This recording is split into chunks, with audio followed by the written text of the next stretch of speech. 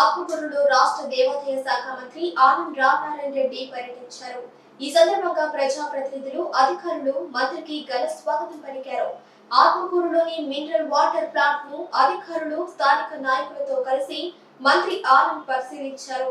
Water plant లోని lab ను తనిఖీ చేసి నాణ్యతా ప్రమాణాలను చక్కగా పాటిస్తూ ఆత్మకూరు ప్రజలకు స్వచ్ఛమైన మంచినీరు అందించాలని అధికారులను ఆదేశించారు. అనంతరం ఆర్ఎంబి అతిథి గృహం వద్ద జరుగుతున్న అభివృద్ధి పనులను పరిశీలించి అధికారులకు పలు సూచనలు చేశారు.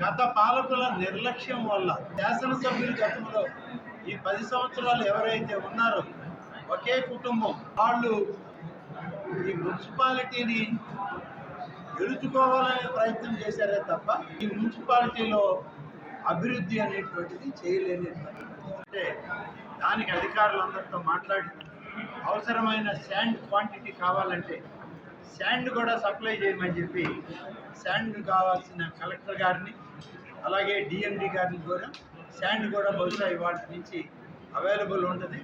ప్రాజెక్ట్ వర్క్ పూర్తి చేయొచ్చు అని చెప్పి వాళ్ళు చెప్పడం జరిగింది. పెద్ద ప్రాంతాలన్నీ కూడా ఇవాళ మాగాణి ప్రాంతంలో ఉన్నాయి. మరీ ముఖ్యంగా రాయలసీమ, నెల్లూరు, ప్రకాశం జిల్లాలో రైతాంగానికి ఉపయోగపడేటువంటి ఈ ప్రాజెక్టును మళ్ళీ ముందుకు తీసుకొచ్చి ఎంత శ్రమైనా పడి మనం చేయాలని